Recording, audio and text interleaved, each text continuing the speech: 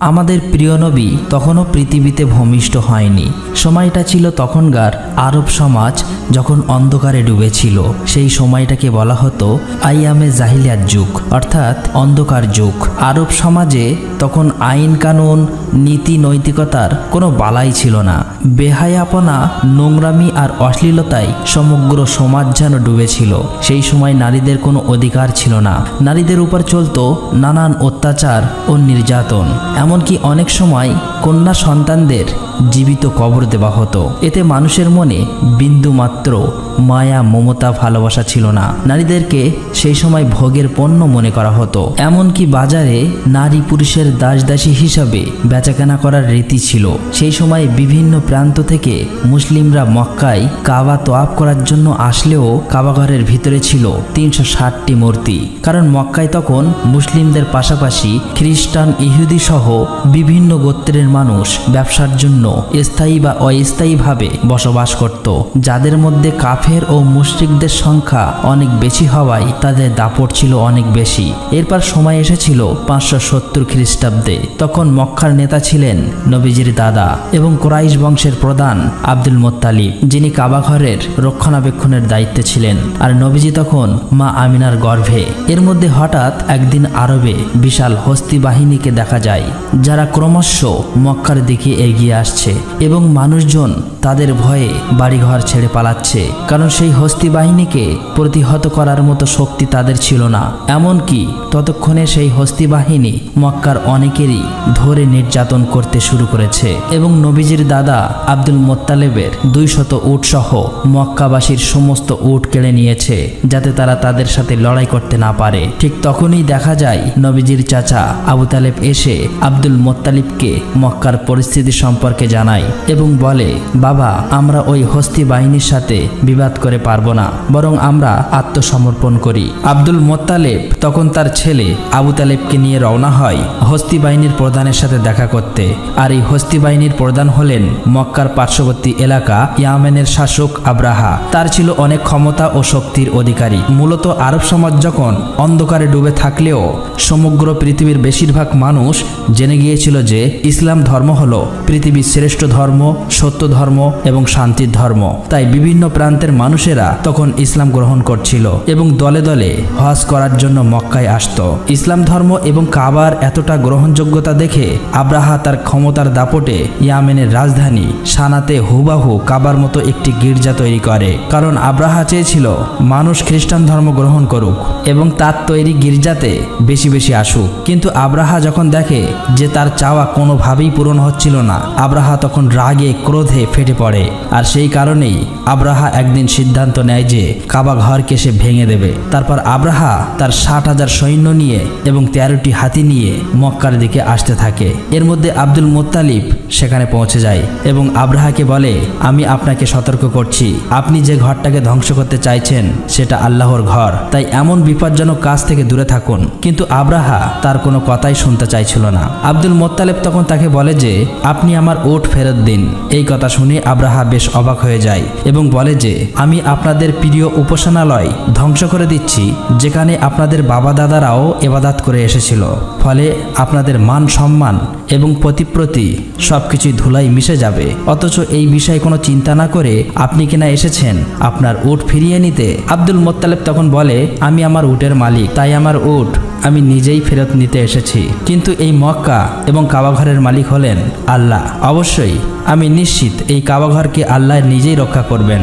উত্তরে আব্রাহা তখন বলে, আজকে আমি এটাও দেখতে চাই কিভাবে তোমার আল্লাহ কাবাঘরকে আমার হাত থেকে রক্ষা করে। এরপরে আব্রাহা আব্দুল মুত্তালিবকে তার উটগুলো ফেরত দেয় এবং আব্দুল মুত্তালিব তার বাড়িতে ফিরে আসে। পরের দিন সকালে আব্রাহা তার হাতি বাহিনীকে নিয়ে মক্কায় প্রবেশ করতে যাচ্ছিল। কিন্তু হাতিগুলো যখন কাবাঘরের সীমানার মধ্যে চলে আসে, তখন তারা আর সামনের দিকে এগোতে চাইছিল না। তাদের পাগুলো যেন পাথর হয়ে গিয়েছে। গিয়েছে এবং কিসে যেন আটকে পড়েছে।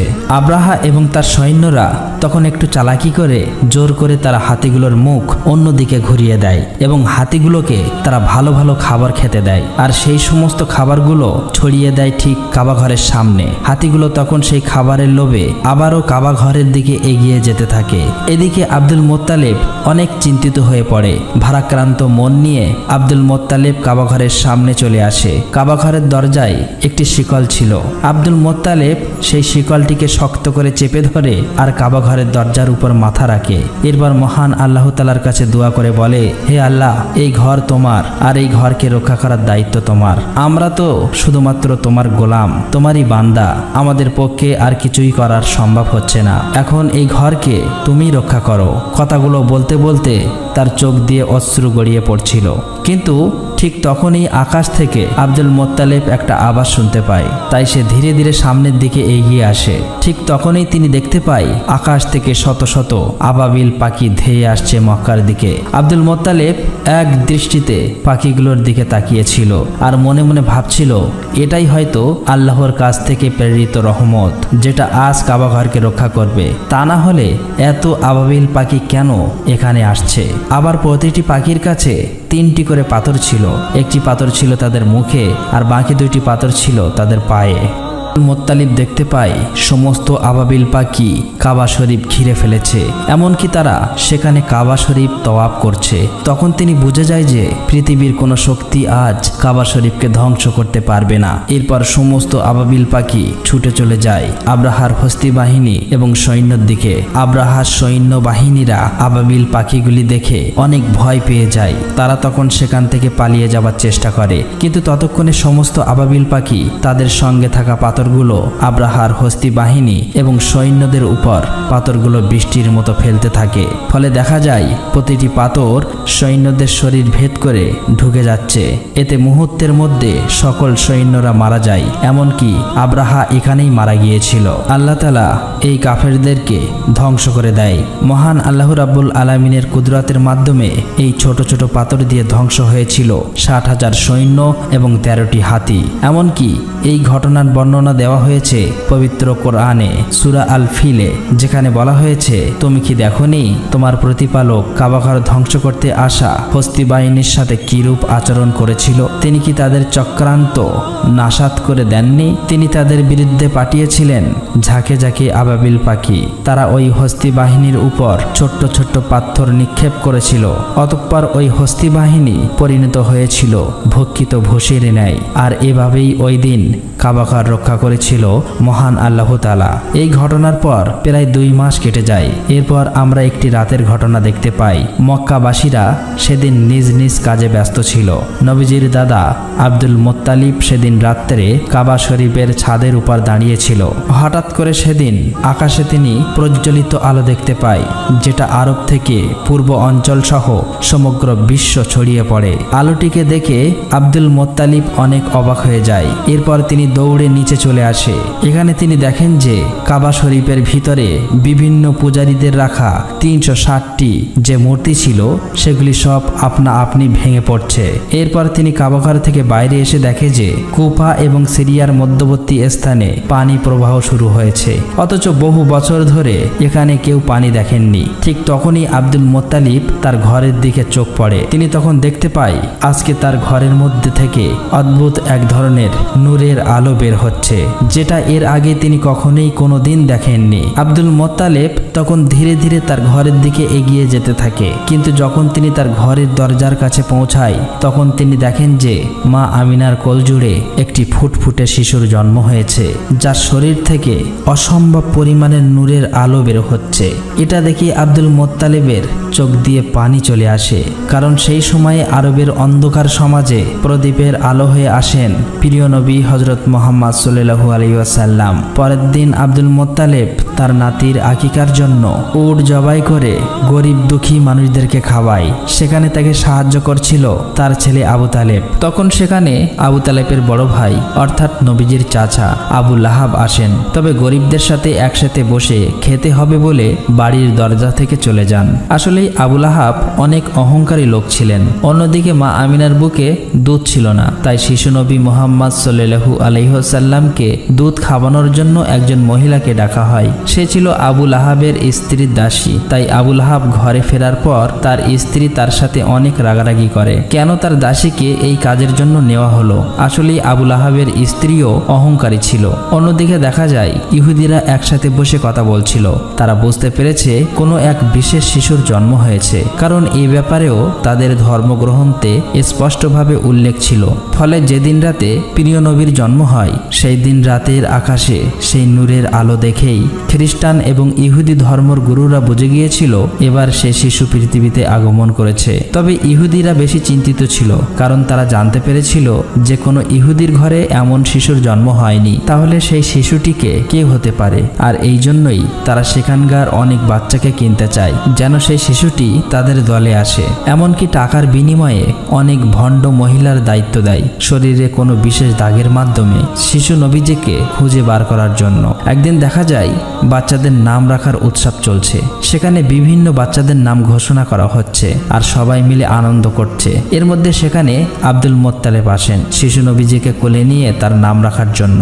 আব্দুল মোত্তালেব প্রথমে সেই কালো পাথরে হাত রাখেন। তখনই দেখা যায় কাবার সেই দরজার হাতলটি দরজায় বাড়ি মারছিল আর শিশু নবীর শরীর থেকে নূরের আলো বের হচ্ছিল। আব্দুল মোত্তালেব তখন সবার সামনে জনসম্মুখে শিশুটির নাম ঘোষণা করেন মুহাম্মদ। এটা শুনে সেখানে থাকা বিভিন্ন গোত্রের মানুষেরা বলতে থাকে যে এটা আবার কি নাম, এটা তো আমাদের কোনো দেবদেবীর নামের সাথে মেলে না। আসলেই তারা আগে কখনোই মুহাম্মদ নামটি শোনেনি, তাই সেখানে থাকা মানুষগুলো এটা নিয়ে বলাবলি করছিল। তখন সেখানে আবু তালেব সবার সামনে এসে বলে, হে লোক সকল, তোমরা থামো, এই শিশুটির নাম রাখা হয়ে গিয়েছে আর তোমরা কখনোই তা পরিবর্তন করতে পারবে না। এই বলে তিনি সবাইকে থামিয়ে দেন এবং সবাই তার স্বাচ্ছন্দ্যে মেনে নেন। এরপর দেখা যায় আবুল আহাব তার স্ত্রীর সেই দাসীকে ফেরত নিতে এসেছে যে শিশু নবীকে প্রথমবার দুধ পান করিয়েছিল। ফলে ক্ষুধার্ত নবীজি আর দুধ পান করতে পারছে না।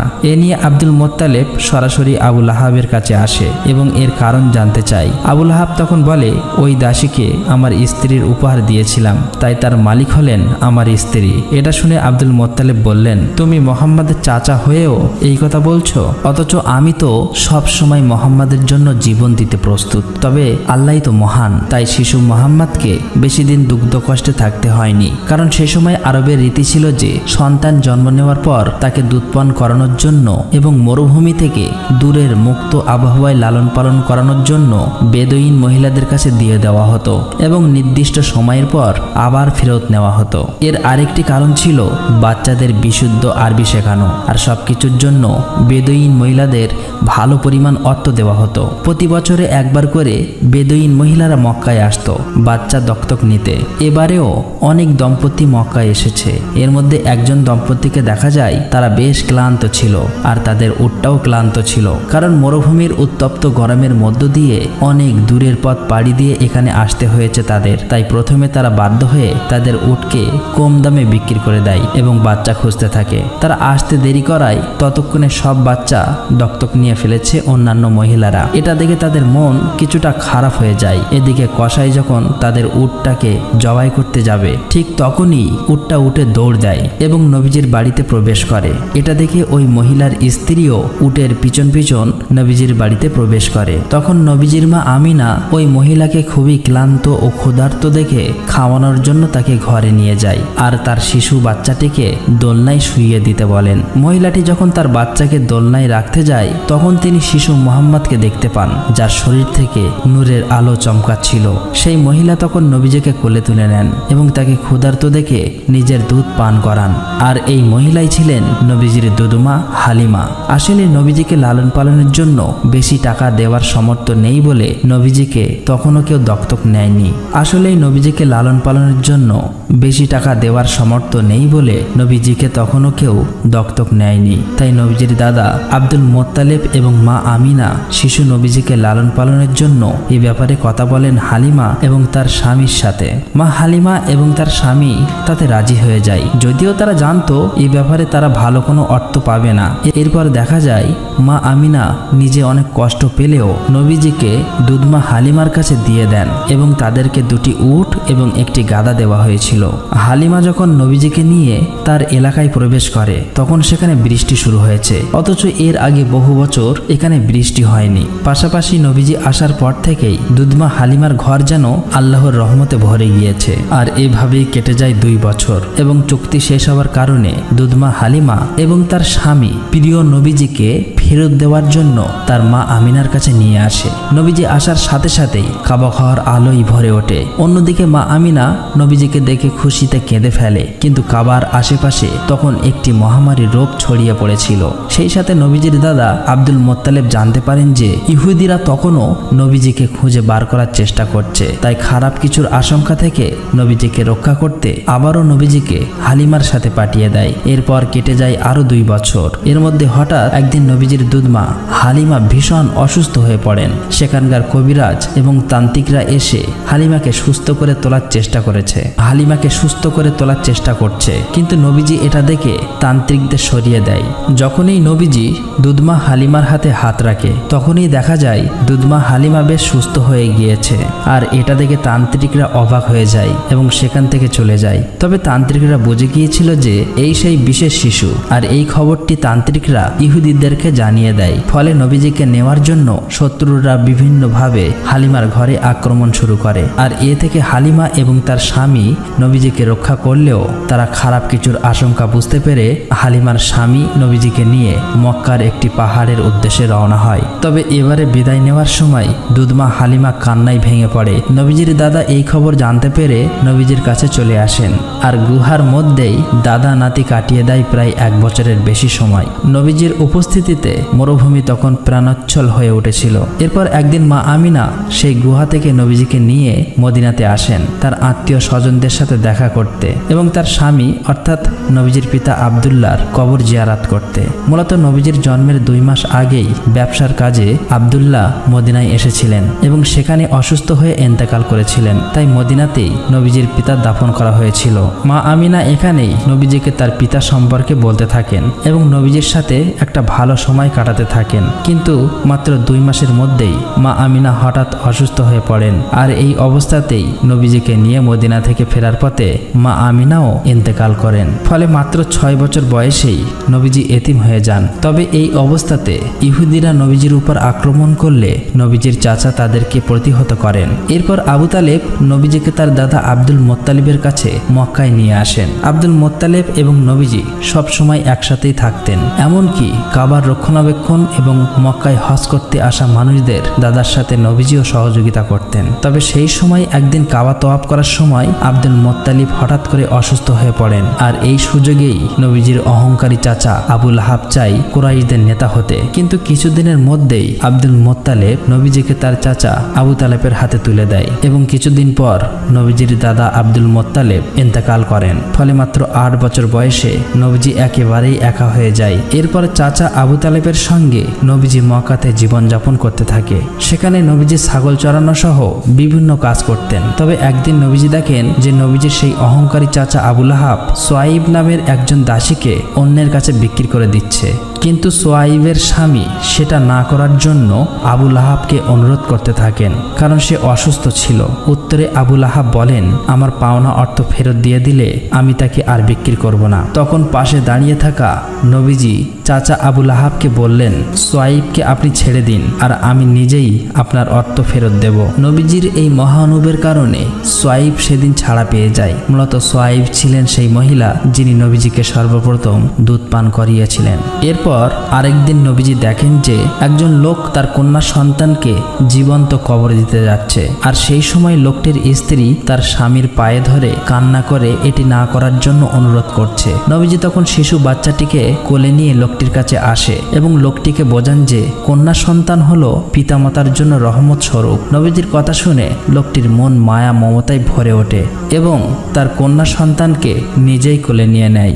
এভাবেই দেখতে দেখতে নবীজির বয়স হয়ে যায় 12 বছর। এদিকে তার চাচা আবু তালেব যেহেতু ব্যবসায়ী ছিলেন, তাই আরবের নিয়ম অনুযায়ী প্রতি বছরেই একবার সিরিয়া সফরে যেতেন। তখন নবীজিও বায়না ধরলেন তার চাচার সাথে এবারও সিরিয়া সফরে যাবেন। যাত্রা শুরু করার পর প্রতিমধ্যেই বসরা নামের একটি জায়গায় তারা তাঁবু ফেলেন। আর সেই শহরেই একটি গির্জায় ইহুদিদের একজন ধর্মগুরু ছিলেন, যিনি নবীজি এবং তার চাচা আবু তালেব সহ কাফেলার সমস্ত লোকের একটি দাওয়াত খাওয়ায়। এই সময় বালক মোহাম্মদকে দেখে বুঝতে পারেন যে তিনি হলেন শেষ এবং সর্বশ্রেষ্ঠ নবী। এটা যেমনি তাদের ধর্মগ্রন্থে লেখা ছিল, তেমনি তার অন্তর্দৃষ্টি থেকে দেখতে পেয়েছিলেন। এরপর তিনি আবু তালেবকে বলেন যে মোহাম্মদ এখন তোমার আশ্রয়ে আছে, তাই তোমার আরো বেশি সতর্ক হওয়া উচিত, এবং এটাও বলেন যে মোহাম্মদকে নিয়ে তোমার সিরিয়া যাওয়া উচিত হবে না, কারণ সেখানকার ইহুদিরা তাকে ক্ষতি করতে পারে। তাই আবু তালেব তার সিরিয়া যাওয়ার সিদ্ধান্ত বদলে আবারও মক্কার দিকে ফিরে আসতে শুরু করে। তবে প্রতিমধ্যেই তারা সেই ইহুদিকে আহত অবস্থায় দেখতে পায়, যে কিনা বারবার মুহাম্মদ সাল্লাল্লাহু আলাইহি সাল্লামকে ক্ষতি করতে চেয়েছিল। নবীজি তখন তার ঘোড়া থেকে নেমে সেই ইহুদির মুখে পানি তুলে দেয় আর তাকে সমুদ্রের একটি জায়গায় নিয়ে আসেন। সেখানে নবীজি দেখতে পান যে একটি মূর্তির সাথে শিকল দিয়ে একটি মহিলা ও দুটি বাচ্চাকে বেঁধে রাখা হয়েছে কুরবানি দেওয়ার জন্য। আর অন্যদিকে সেখানকার জেলে সম্প্রদায়রা পূজা করছে যেন তাদের দেবতা এই কুরবানি কবুল করে, এবং জেলেদেরকে প্রচুর ধনসম্পদ দান করেন। কিন্তু প্রিয় নবী হযরত মুহাম্মদ সাল্লাল্লাহু আলাইহি সাল্লাম সেটা দেখে সেই মহিলা ও বাচ্চাদের শেকল খুলে দিতে লাগলে সেখানকার জেলেরা নবীজিকে থামাতে যায়। আর ঠিক তখনই সমুদ্রের ঢেউ এমন ভাবে ওঠে যে সেই মূর্তি ভেঙে পড়ে এবং সেখানকার পূজারীরা ঘরের ভিতরে চলে যায়। কিছুক্ষণ পরে সেই ঢেউ থামার পর দেখা যায় প্রচুর মাছ সমুদ্রের ধারে এসে জমা হয়েছে। এটা দেখে জেলেরা অবাক হয়ে যায় এবং দ্রুত সেই মাছগুলো ধরতে থাকে। আর দূর থেকে এইসব দেখে সেই ইহুদি লোকটি অবাক হয়ে যায়। আসলে আল্লাহ পাকের কাছে এটা নবীজির দোয়া ছিল। শেষ দৃশ্যে দেখা যায় আবু তালেব বৃদ্ধ হয়ে গিয়েছে, আর তিনি কাবার সামনে দাঁড়িয়ে মক্কার সমস্ত লোককে আহ্বান করছে কোনো রকম দ্বন্দ্ব বিবাদ ছাড়া ইসলামের পথে ফিরে আসতে এবং শান্তিপূর্ণ জীবনযাপন করতে। কিন্তু তখনও সেখানকার কিছু নেতারা আবু তালেব এবং হযরত মুহাম্মদ সাল্লাল্লাহু আলাইহি সাল্লামকে মিথ্যা প্রমাণ করতে চায়। তবে মক্কার মানুষ ততদিন পরিষ্কার হয়ে গিয়েছিল হযরত মুহাম্মদ সাল্লাল্লাহু আলাইহি সাল্লাম হলেন শেষ নবী এবং সর্বশ্রেষ্ঠ নবী। তাই তার ধর্মই হলো সর্বশ্রেষ্ঠ এবং সত্য ও শান্তির ধর্ম।